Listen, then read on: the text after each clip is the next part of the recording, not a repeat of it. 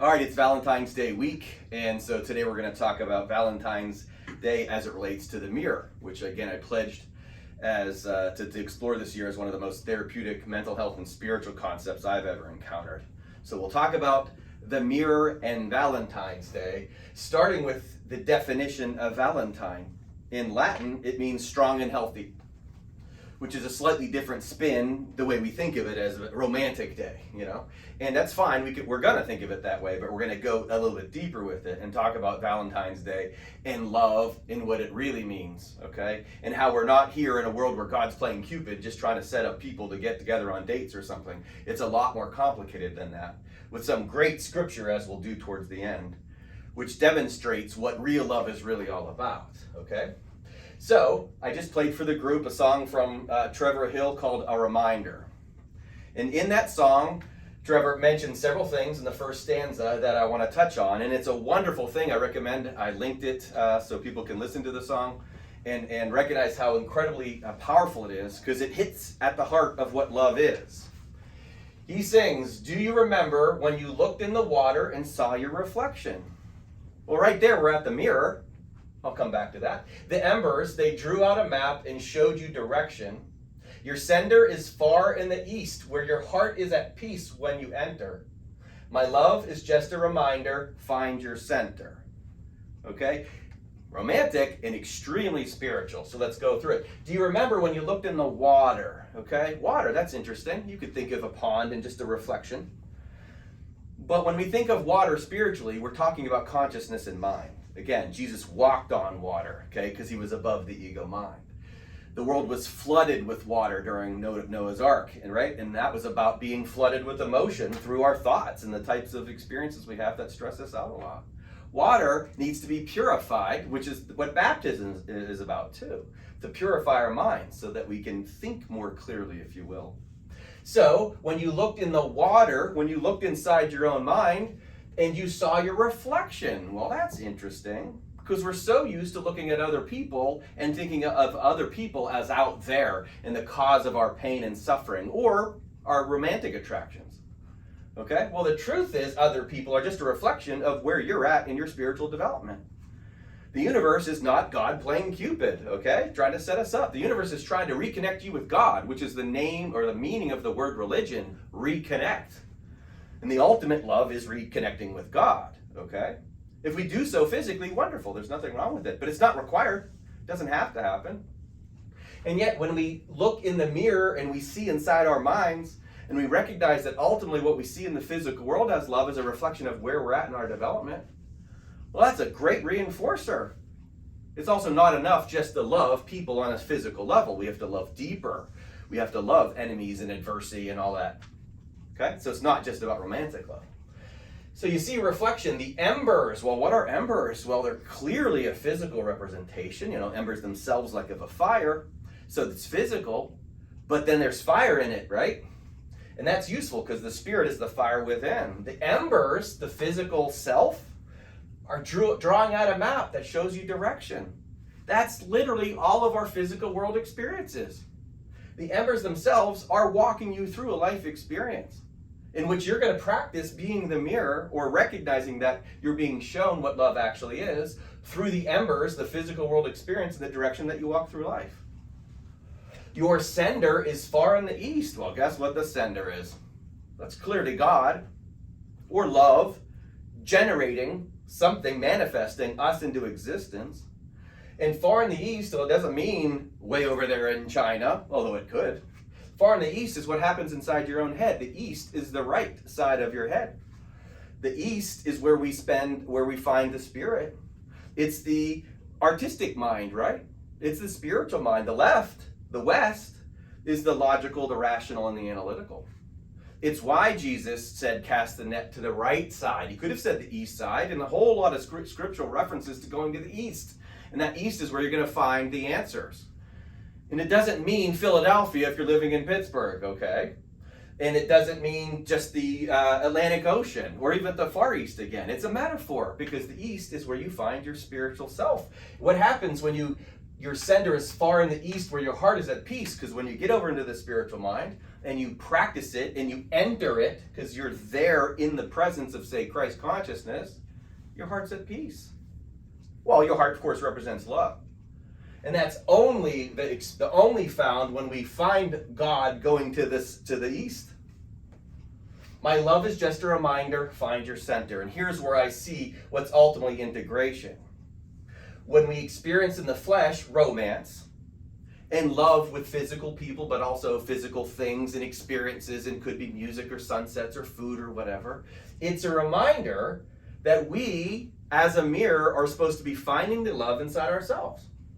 Because we all like that feeling of loving things, whether it's good food or good music or dance or a football game or whatever. That love, we all like that.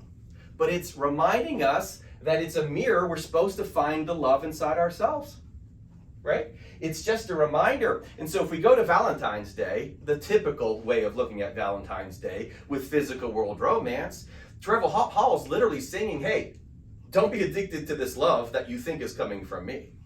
It's a reminder to find your center. This is for everyone on earth, and it doesn't have to be through romance. The Greeks had 7 or so different descriptions of what love is. One of them is eros, romance love. We're going to go through that in a second.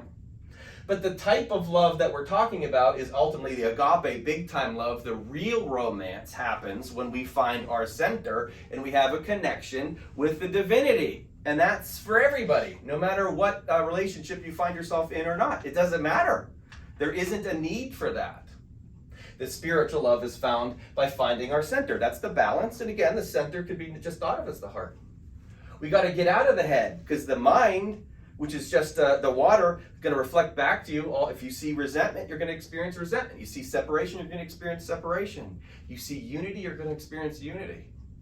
If you see relationship stressors as bad somehow, well, that's what you're going to get. If you see it as opportunity to learn and grow, then that's what you're going to get. If you see political enemies as somehow divisive and you're against them, well, then you experience more of that. But if you somehow work on the togetherness of it, you'll experience that. All of us, that's happening inside our minds. And then a map shows up. To me, this is the superposition, the observer effect. You then experience that which you need to. And again, very important to pay attention to your path. If you're walking on a tightrope and you notice someone else walking on a tightrope, you're going to fall off looking at their tightrope. So many people get to this point and they start thinking about, well, what if this person, or what if this happened to you? Pay attention to what you experienced. As Buddha says, strive for your own liberation with diligence. The more love that you get, the more you find the center inside yourself, the more spirit you can spread, the more you can help others get through their stuff. Right? It's fundamentally important to make sure that we stay focused on ourselves in developing this instead of losing our minds relative to what everyone else is doing, okay? And again, because that's love. That's what actually works. So I'm going to illustrate that with this little drawing here, which sort of resembles what I did last week. We know that there's physical growth with people. It's obvious. We were all once the same size, but then we got bigger, we grew differently, and then we ended up larger people, and that's physical growth, easy to understand, which includes a level of puberty, shall we say, okay? Well, spiritual growth is similar. Some people are little small vessels, and some people are much bigger vessels. We would expect the bigger vessel to have more maturity about them than the little vessel, just like we would expect with human beings. Well, here I'm going to draw love a little bit differently. This is a rose seed. When it's buried in the dirt, it's dark and it's alone. You might say it's sad and scared, okay? It's in the dark. It seems like it's by itself. It's disconnected. Then it starts to grow. And here we have the little seedling going on, okay? It's actually still under the dirt here, but it's definitely started to grow, and yet you can see no growth. Above, there's no growth. Underneath, there's growth. Something of where faith comes in. A lot of human beings, especially in the work that I do, are making progress, but family members, loved ones can't quite see it, especially when it comes to addiction. But growth is being made for sure. And there is no regression, by the way. It's all growth. And so some people get to this phase, they haven't seen the fruit or the blossom yet. But then some people break through part of their development, and now we have a little sapling or a seedling or whatever it's called. And it's stronger, it's further developed, but it's sure quite weak. It's easy to trample on. And along the way, these little thorns show up. Okay? This, by the way, is everyone's process. Just like this is everyone's process, and this is everyone's process. This is everyone's process. Because then you get to a stage where the rose seed eventually blooms. And when those roses bloom, it just happens when it's time. The seed can't predict it. You, someone who plants the seed, can't predict when it's going to happen. You could give maybe a rough estimate. But it's going to happen. And it's also going to be a rose. This little seed doesn't turn into a stalk of wheat. Okay? You can't change it. That's what it's going to be. And so our experience of love is like this. Okay? Love being what happens whenever we're talking big time agape spiritual love is what happens when the rose itself blooms. It's going to happen. It's a fait accompli, but it's a long journey. And along the way, you might find romance in these phases. It's neither good nor bad. It's part of the process, but it's also limited. One of the definitions, again, eros in romance, one of the concepts around eros that the Greeks used to talk about is that it was a dangerous thing. Okay? And there was one teacher on this who said, that's why we say we get madly in love. Madly, because it's a little crazy. When we become just romantic, we become addicted to other people, and it becomes addicted to the flesh. It's distinctly ego still. It's an early phase of development. Is there anything wrong with that? No, not at all. There's nothing wrong with being in this phase of physical development. Toddlers are completely fine, okay? And in this phase of spiritual development, it's fine. Everybody goes through it. There's a phase where we're immature in spirituality, then there's a phase where we're mature. There's no reason to judge it. And yet here we are in the physical world with 8 billion people, all at different levels of spiritual development, and we judge the heck out of each other. Incredibly good spiritual teachers like Jesus come along and tell us not to do that. He says, judge correctly. Don't judge based upon mere appearance. Judge based upon spiritual development. Because that's important. And you wouldn't judge you're superior of a being because you're more forgiving than someone else. Spiritual people don't do that. Spiritual people want to encourage people to develop their spirituality, period. That's it. Just like a healthy adult will encourage a toddler to learn how to do things, like, use the potty. So it's a normal part of the process to go through physical world romance. It's a distinctly, what I put down, small L love, though. It's not the end game. It's this phase of development. And that's specifically ego love. It is potentially dangerous. In 2 Corinthians 6:14, it says, be not unequally yoked. This is why we have so many relationship problems in the world and why there's so many divorces and the stress of what relationships are. Because we have people in different stages of development trying to be together. Over here I have a little drawing of people climbing a mountain. And I want you to think of it like this. If you have two people climbing a mountain and they're working on it together, and one is higher up than the other, he's not better. Higher up requires a different level of stability, perhaps, especially if they're tethered together. This person's responsible to help this person climb. But what if they're both climbing towards the summit? Then they're working together. Those people would be equally yoked. It's totally fine. But if you have someone on the bottom trying to pull the one on the top down, quite literally grabbing at the rope, trying to pull them down, and that person is physically interested in the world, and another person is spiritually interested in the world, now we have unequally yoked. And now we have that. We're going to have some issues there. Yet if these people work together, and this doesn't even have to be in romance. This is in families, this is with coworkers, this is just political, whatever. Some people are working on it spiritually. They're further along in their process, not better than. Just further along, like 83-year-olds aren't better than 13-year-olds, okay? But if they're trying to do the same things with different perspectives, now we have unequal yoking, which is what 2 Corinthians 6:14 is about, okay? Well, the good news is we can integrate it. If we pick and if we choose to work on the spiritual development together, it doesn't really matter where you're at your phase of your development, but it dramatically changes the responsibilities. Again, the adult should help the toddler learn how to use the bathroom and not get mad at them.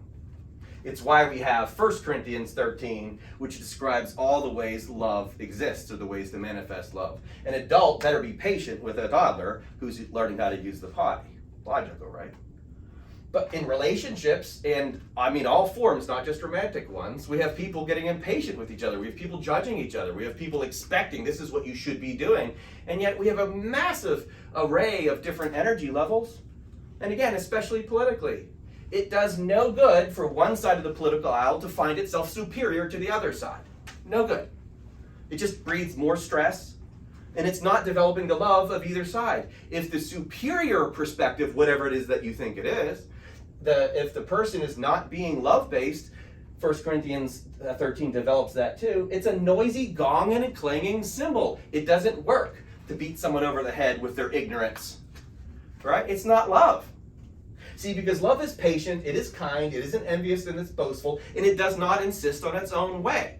See, if you want to develop the high-level spiritual agape, God-centered, Christ at the heart love, then you're patient and you're kind and you don't envy and you don't boast. Think of that when it comes to the development of a rose. You planted a seed and then you get impatient with it. A week later, it's not bloomed yet. Okay? Well, we know that that's silly. And who would do that?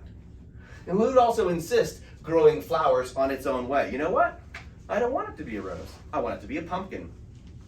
It's designed to be a rose. You don't get to change it. It's also going to bloom when it's ready. You can't tell it when it's going to bloom. The best you can do is nurture it. You can offer it water in the form of good, healthy thought. You could offer it light in the form of your spirit. You can do that. You can help other people grow in their development. We know adults can help children grow by feeding them well and treating them well. Spirits can help people who aren't as far along grow as well. And yet, isn't the child teaching the adult how to be a better human being? Sure.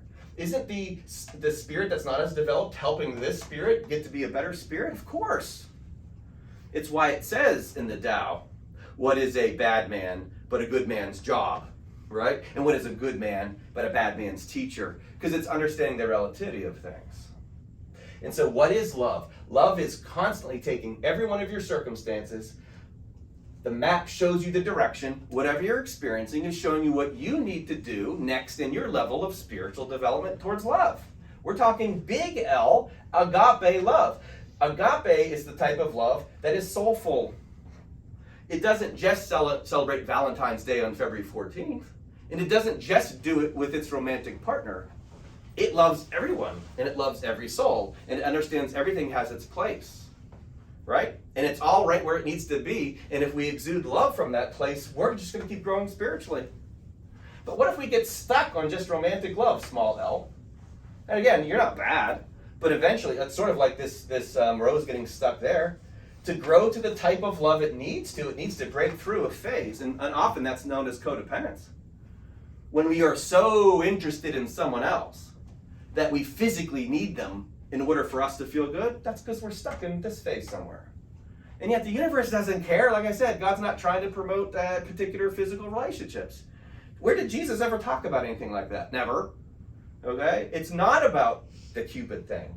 It is about loving the universe and God so much that you're able to embrace all things, as it says in Corinthians, in hopes and endures all things. And then we see in a mirror.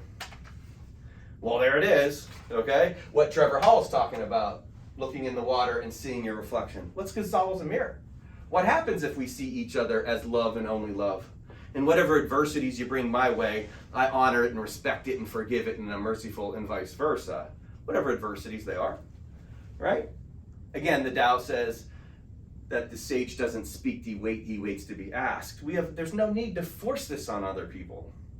If you're ready for it, the further you're along in your development, the more it should speak to you. You should go, that makes sense. That's speaking to me. That's because especially for people out there on the internet, but I'm just a reminder too. I'm nothing. I'm just some dude yapping about this stuff. But if it's resonant with you, that's because my love is a reminder to find your center. And yours is feedback for me. That's it. We often have 8 billion people in this world, and relativity teaches this, Einstein's relativity. 8 billion people operating independently. Seems like we're somehow all working together, all 8 billion people in this world, but a lot of people are stuck in their own myopic perspective. Until you see the unity, then you see through entanglement and the love of things that we're all connected all the time. And my responsibility is to love the Lord my God with all my heart, soul, mind, and strength, not just half of it, all of it. And then to love another as oneself. And that's my job, is to get to this phase, get filled with the light, and then spread it, and vice versa. That's when we've won the game. So here we are at the end of this. The Spirit, which is agape, a soulful love, it heals all and it always works. Try it. It's totally useful. When you're patient and kind and you don't envy and boast, what rose grower brags that the rose is better? I guess probably some do, I don't know. But roses are roses. And they're not created by the individual. I mean, who makes the seed anyways? You might try to do a hybrid or whatever, but hey, give credit where the credit is due ultimately. There's some sort of grand plan or a creator God or whatever that figured out roses. That's pretty cool. But that same creator figured out all the adversities as well. Sunsets and Super Bowl championships for some sports teams. That creator set it up in such a way that it can be perceived as love, given your perspective. Okay? So it's always available all the time, and it always works. And those who are irritable and resentful, as it says in Corinthians, they don't feel it. When you're doing it the right way, you feel it, and then you grow. So here we go with the ultimate of Valentine's Day, and I love this verse. In 2 Corinthians 11:2, not one that I hear discussed very often. Paul teaches in 2 Corinthians, I promise to you one husband. Now he's talking to a bunch of people, like, dozens if not hundreds. And he's also through 2,000 years talking to us. And now we have Apostle Paul promising us a husband. I'll let you think about that one. And he says, I'm promising you one husband. Wait, there's one dude out there that's supposed to marry all of us? Is he being literal? Please, can we not read the Bible literally? Of course he's not being literal. What is our one husband? And by the way, if there's one husband, what role does that put us in? We're the brides. Okay? Don't think of this physically. It's, of course, spiritual. I promised you one husband. I have a question mark here. Now, what is that one husband? What does he say right there? Christ. See, that's the mutual husband we all have. The Christ within. It's the love within. We're all roses. We're all going to bloom into this. Whatever phase you find yourself in, you're eventually going to get there. We all will. The rose that blooms in 1973 is not superior to the one that blooms in 2023. Okay? And given enough lifetimes, I'll let you decide if you believe in that, but certainly given enough context in this one, the end game is also guaranteed. See, romantic love is best when it's not possessive. Romantic love is best when it's not codependent.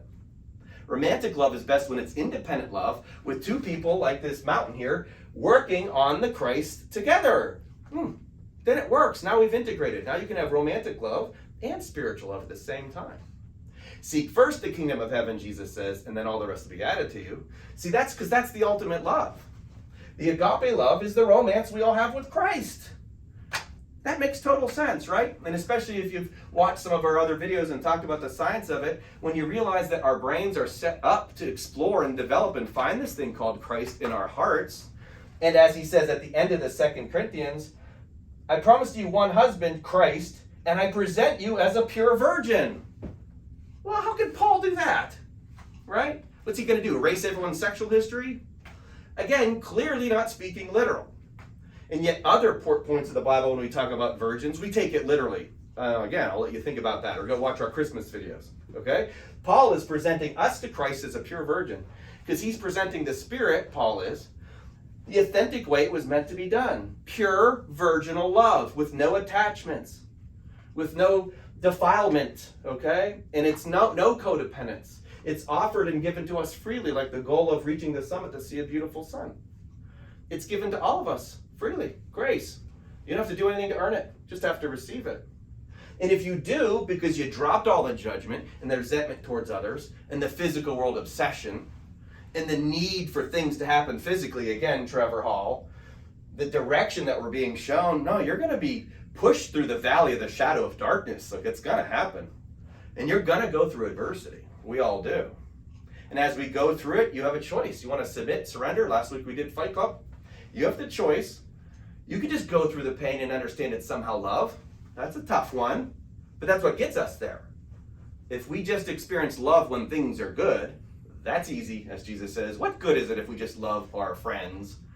But to love your enemy and go through the darkness and actually work on forgiving and accepting and embracing all, And that doesn't mean physical again. This is not just about tolerance of physical world experiences. It's tolerating the jerks too, okay? All people, all forms of evil, just everything, the experience, you have to love it all. And then you will find yourself in the circumstances in which the direction's given to you, right? Don't be talking about other people and what it is that they're going to experience and what they go through. As a therapist, I see it all the time. The people that like this stuff the most have been through the most adversities. No doubt about it. It's why Jesus says the rich men have a harder time getting into a kingdom of heaven, right? Because they're not going to be listening to that. And yet, hopefully this speaks to your heart, because you're like, yeah, that does ring a bell. Because all of this is just a reminder, ultimately, that we're all married to the same husband, and that husband is Christ. We're all the bride, and Christ is the bridegroom. It ain't happening in the flesh. It is happening in the spirit, which is what all spiritual teachings are about, and what the song by Trevor Hall here is about, okay? So, wrapping it up, we can do Valentine's Day with each other romantically, if that's what you want. Is it necessary? No. But your romantic partner is just a reminder of the love that's inside you. But that's the same as your neighbor, and that's the same as your enemy, and your friend, and your coworker, and your colleague, and God, and Jesus, and all of that. All of it. It's all love. And it's always being reflected back to us, just like a mirror.